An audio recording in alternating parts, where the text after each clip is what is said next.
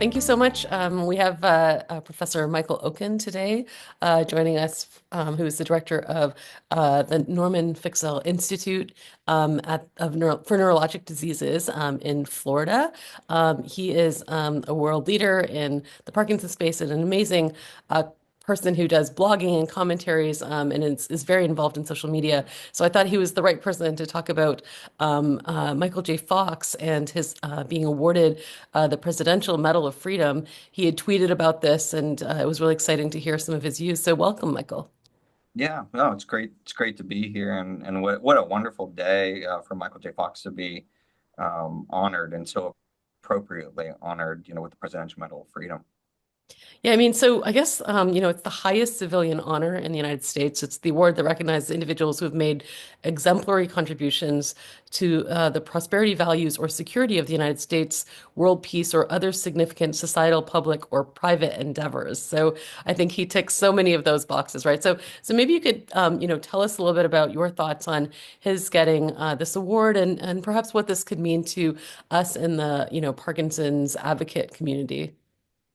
Yeah, so when you think about the Presidential Medal of Freedom, I think people should be thinking about, it isn't just somebody that, some scientist who writes, a paper here or there. It's not about a celebrity that does, one good deed here, and has a cause. When we talk about the Presidential Medal of Freedom, we're really talking about something much greater than that. We're really talking about impact.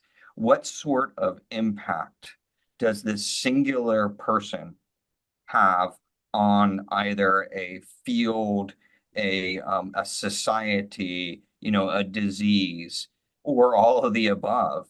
And so when we talk about Michael J. Fox and we start to think about what is that impact he's had on Parkinson's disease, it has been nothing short of remarkable, of transformational, and of really selflessly, putting himself out there to the public and saying, I have this disease and I'm going to do everything I can to make sure that we bring dollars, okay, to research and that we try to change the trajectory of Parkinson's disease. And Michael J. Fox realized early on that the National Institutes of Health, who's the largest funder of research in the world, was putting 200 million plus into this disease.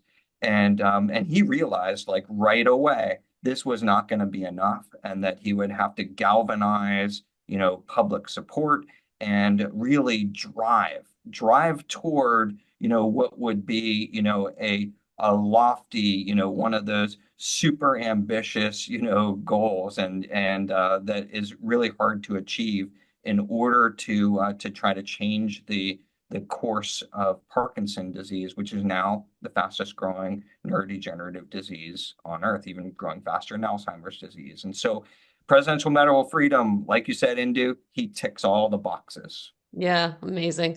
I know for me personally, as a Canadian, as someone who, had been a big fan of his, on, I think, some of his earlier comedy shows, and then Back to the Future, Family Ties, just like such a beautiful actor, right? But then, when he came forward with his disease, I think I was in neurology as a resident, and it really actually weirdly cemented, I think, my hope and my now, almost 30 years of caring for people with Parkinson's was somewhat inspired by, his sort of piece of this, and so, I kind of credit him to inspiring me to go into the field a little bit. I don't know what kind of did role did he play in your own career?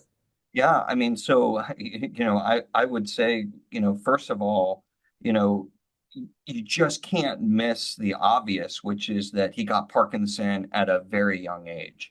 And he taught us, like he taught the public and he taught the world that you can have Parkinson disease, in your teens, 20s, 30s, 40s. People thought this was a disease of old men, right?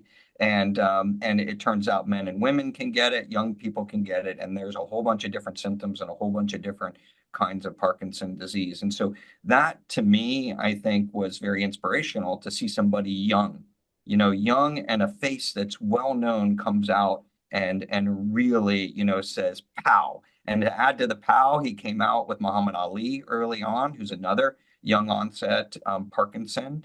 And I think that, just this was really important for those of us that watched, both Ali and then, of course, Michael J. Fox. Almost everybody within the age bracket, of you and me knows Back to the Future, right? And almost everybody knows about Doc Hollywood, especially people who went into medicine. And there were a whole series of movies, and then of course Spin City, and then also him being so just absolutely open book, for being able to like tell people, hey, this is what happened when I was on Spin City. This is how I was able to keep going. I really had Parkinson, and I'm on this journey with you. Come walk the road with me. And so to me, that's always been super inspirational. But I mean, honestly, Indu, what kid didn't want to be Michael J. Fox in Back to the Future? I mean, all of us wanted to be him.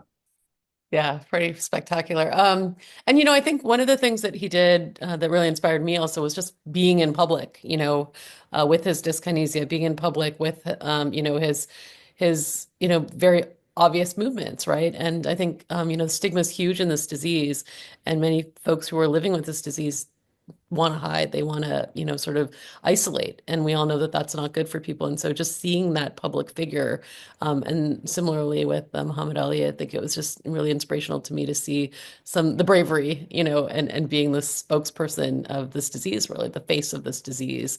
Despite, I think early on people blaming drugs or other, sorts of mythology around why he got it. I think he really has done a beautiful job of just, sticking with it and staying with a focused energy to really, sort of, I think, change the face of this disease, like you said, and bring so much funding, I think, at this point, and hope, to people living with it. Absolutely. And early on, people may not know this. You talk about bravery, and courageousness of going out in the public. When he was testifying in front of Congress, when he was in front of the public eye, there were people accusing him. And I remember this because I was part of the debunking, committee with the Parkinson's Foundation and other experts. People were accusing him of embellishing and making up these movements, and the public didn't have a sense yet of what dyskinesia looked like. And part of that was because a lot of the dyskinesia that happened in the 70s and the 80s maybe didn't make its way into the public's eye. And so then people saw this dance-like movement and they're thinking, hey, is this real? And Michael J. Fox came right out, addressed that, punched it right on the nose and said, to all of the critics, this is what I have and this is what these people are suffering from. So when you see this in public, this is very real and we need to do something about that. And that, to use your own words, is very courageous. Wow, that's amazing.